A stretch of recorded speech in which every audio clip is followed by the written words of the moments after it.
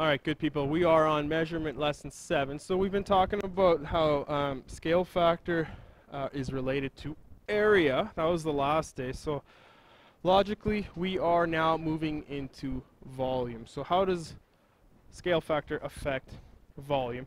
Now, do you guys remember yesterday we talked about how if K was your scale factor, what would be your scale factor for area? K squared. So logically, if K is your scale factor, what would it be for volume? Gorgeous. Gorgeous, gorgeous, gorgeous. Okay? So let's take a look.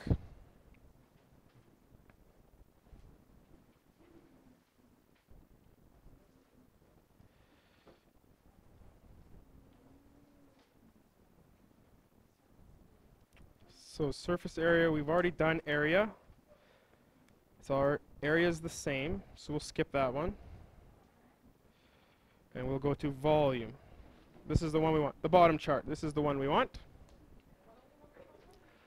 The top one's surface area, and we talked about area yesterday, so it's the same. Surface area is the same. So surface area is two-dimensional, just like area. So it's the same. So let's just take care of volume. Let's go to the bottom chart. We're going to take care of volume. So we're going to talk about the volume of a prism, a rectangular prism, and you guys should be quite familiar and quite okay with this one. Length, width, height, the 3 dimensions of space that you and I are all too familiar with, 3 dimensions of space. And if you wanted that volume, you would just simply go LWH. Any issues there? I don't think so. Pretty straightforward. Now, when we take a look at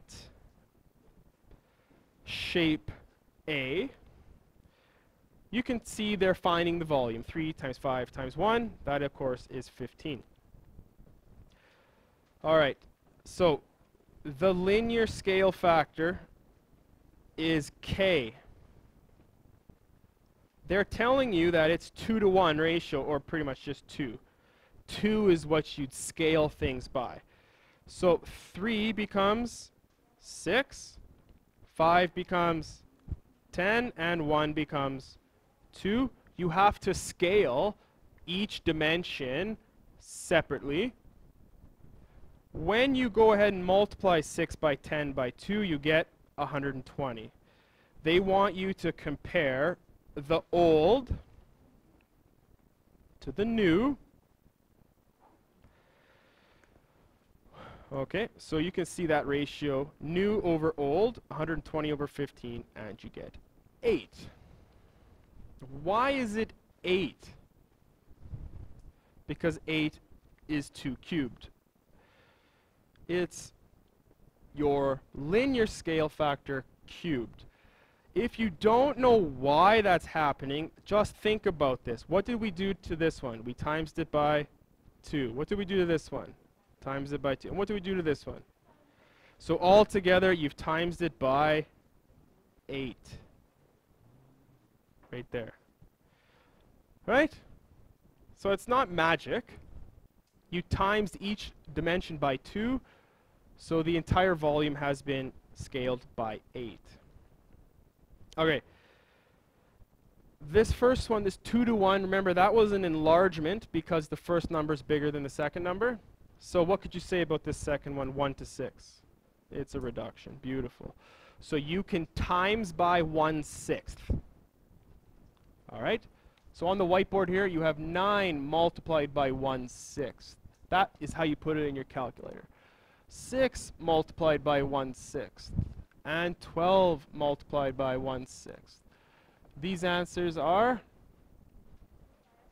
1.5, 1, and 2.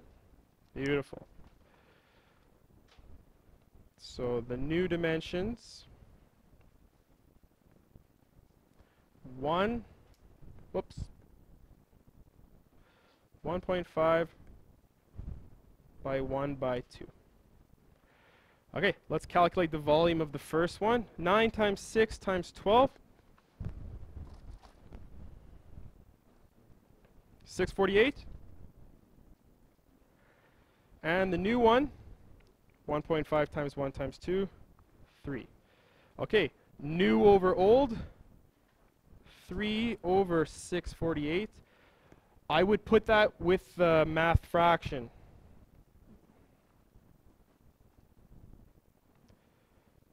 When you put that as a lowest terms fraction, and remember the calculator does that for free, you get 1 over 216. Now you can compare.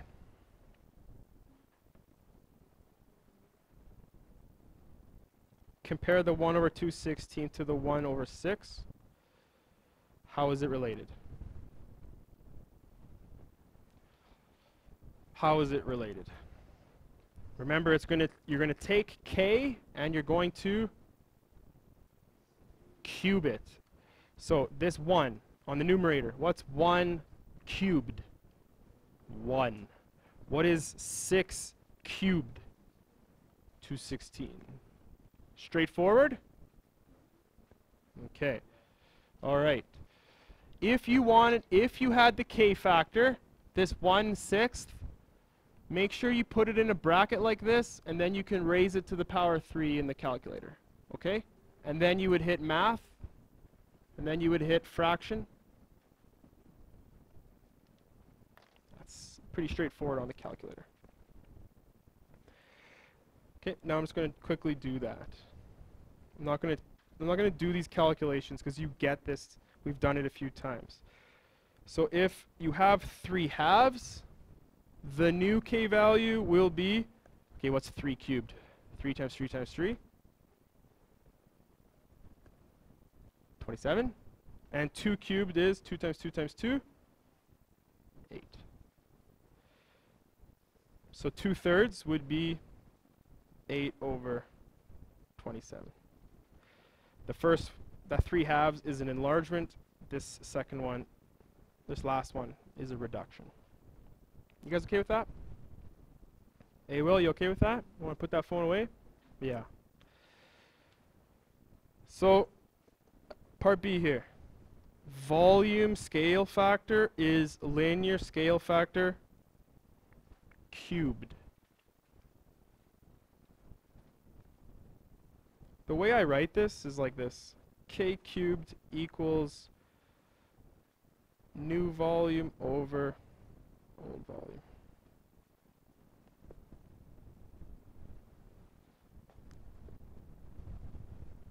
You don't have room for that?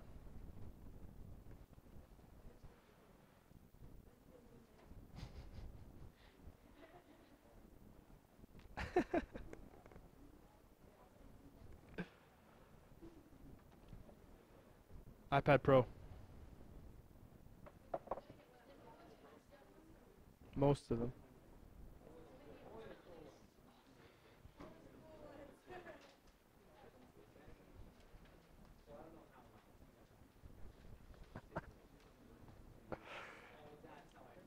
All right, let's go to the summary. Yes, sir. This is surface area. Yeah, we're doing this one. Yeah. 4 times 3 divided by 2, yeah. All right. I'd like you here on your summary to just put those two together. So the linear scale factor goes with perimeter because they're both one-dimensional. So essentially what we're talking about here is just length. That's all we're talking about is length. Now the next two are both two-dimensional because we're talking about area. So they would follow the same formulas. And this last one is volume. It goes by itself because it's three-dimensional. I will give you the formulas right here. New length over old length equals K. And that will be for both length and perimeter. For area, whether it's this one here or this one here, it's going to be new area over old area, and this equals k squared. And one more to go. You already saw it on the last page. New volume over old volume is k cubed, where k is scale factor. And if they talk about scale factor,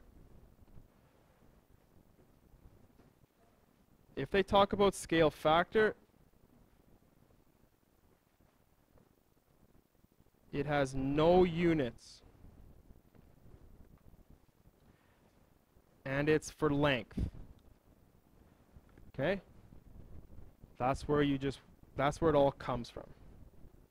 K is your scale factor. It has no units. And it's for one dimension. And it's a ratio. It's a ratio of the new thing divided by the old thing.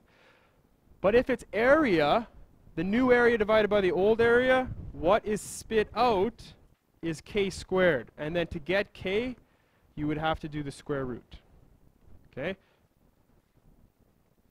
Everybody okay with this summary page? I can slide?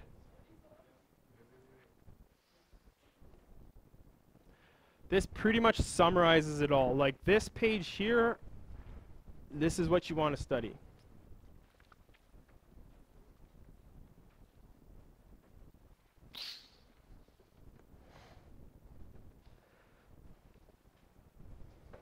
Okay, and you can replace the word new with model, and you can replace the word old with original. Model divided by original. Now I can slide. Scale factor.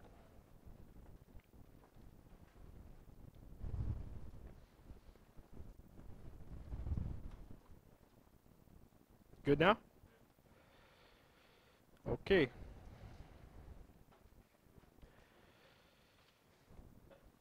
This question is just talking about a sphere.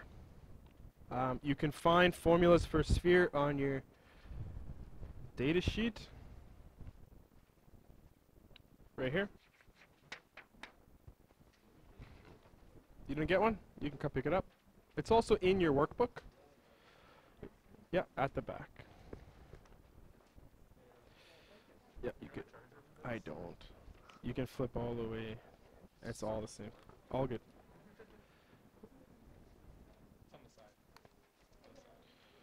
Oh, it's mini USB? I can take a look for you. Mini?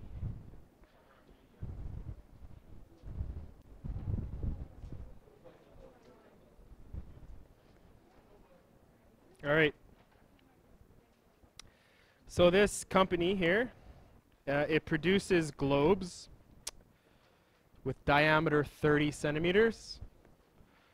Just put original by that.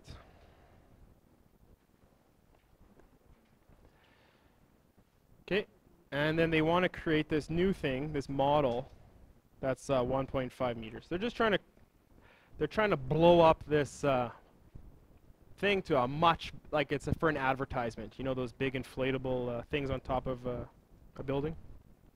It's just an advertisement. Okay? So right now, hopefully you look at this and you spot an issue. What is the issue? Good. Who said that? Good. So I would personally get the same unit. So that 1.5 meters, I would just quickly convert that to centimeters as 150 centimeters. It's 2 decimal moves over. Okay. So the workbook has started some of this work for you, and they're telling you that the surface area of a globe is 4 pi r squared. You'd find that on your formula sheet. And they've put in the value of 15 because that's radius, and radius is half the diameter. If the diameter is 30, cut it in half and you get 15. So if we're going to find the surface area of the model, I'm going to put a 75 here. Why? 75 is half of 150. Good. 4 times pi times 75 squared, you get 7685.8 square centimeters.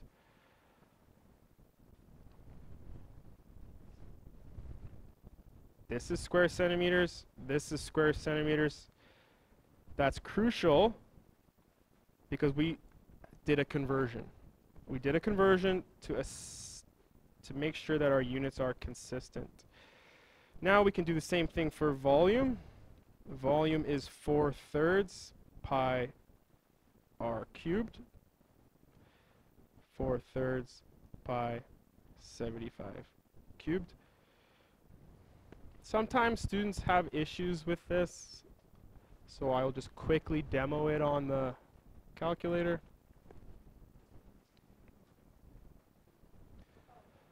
It'll come back, don't you worry.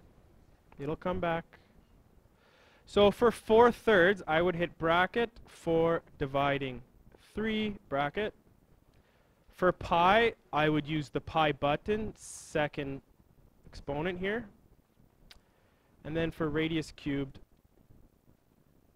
power 3. And notice whenever I put a number in for a variable, I just substitute with brackets. And I just copy that number down.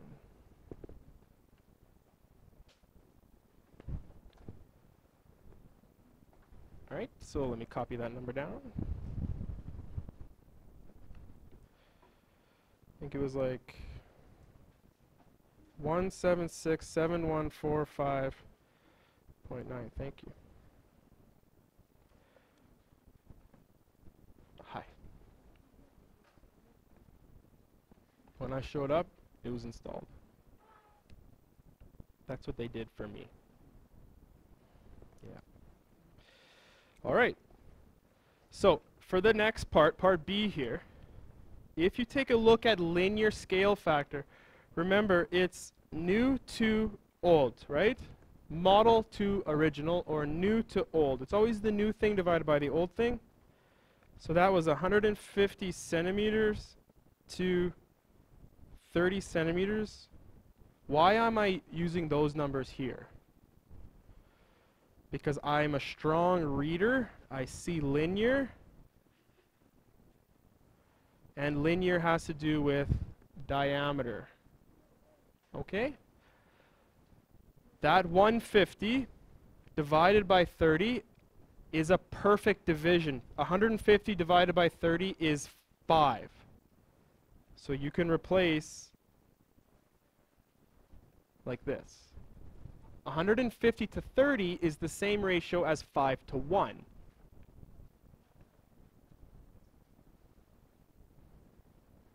guys okay with that? Watch what happens to the units. In a ratio, those units would cancel. Scale factor has no units.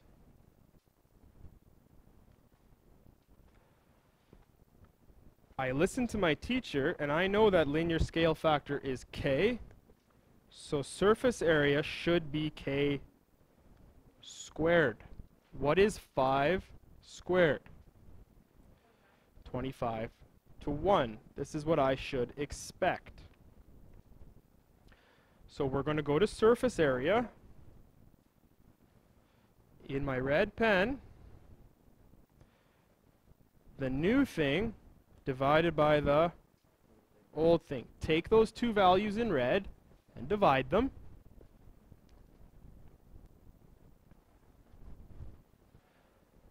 $76.85. Point what? Divided by? Help me.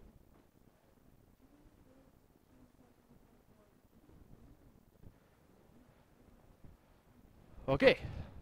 Is it magic that I got 25 there? It's not magic. Okay, each dimension was scaled by 5. If it's a two-dimensional object, 5 times 5 is 25. Okay, new area divided by old area is equal to k squared. Remember on the last page we did a summary? Do you remember? New area divided by old area, this is on the whiteboard, is k squared. New area divided by old area was 25. We got k squared, and then therefore we could do the square root of both, and we get that k is 5. Not too shabby? All right.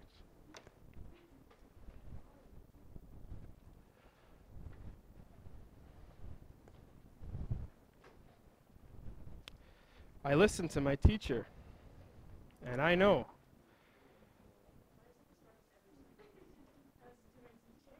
I know that if my linear scale factor is k, my volume scale factor is k cubed. Okay, so what is 5 to 1 cubed? 125 to 1. Okay, so now in the green,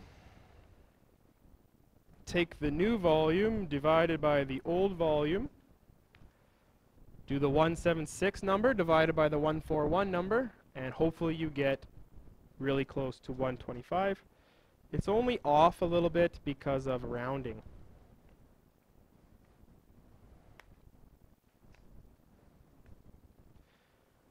You guys okay there? All right, you are convinced, I hope.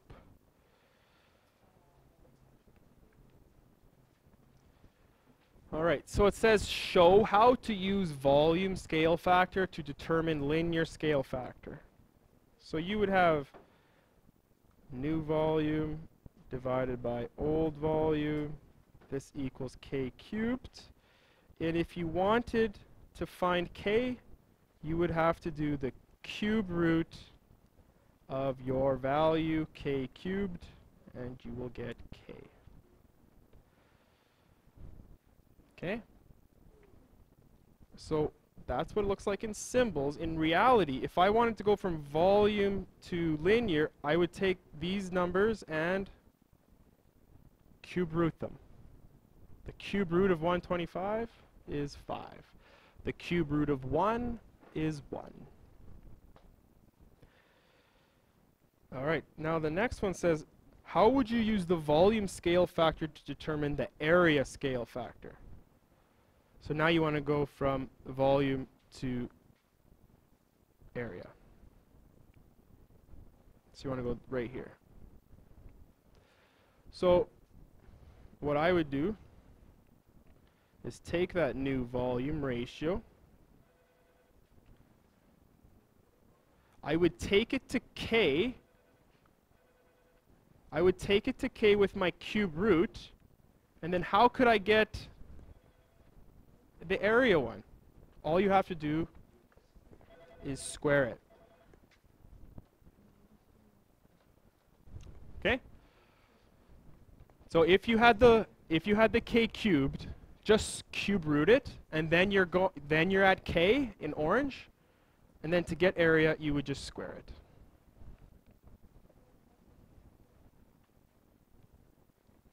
This little stop note is just a little convention. They're going to say, if they say scale factor, they mean linear scale factor. Okay, so if somebody says scale factor, they're talking about the one-dimensional scale factor. So that's it. It's a quick lesson. So I'm going to say, for sure, number one,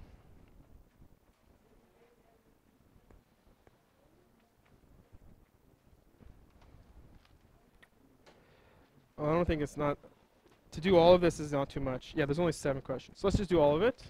It's not too bad. So that's it, you guys. 7 questions. You can definitely get all your homework done in class. Hopefully you've noticed that.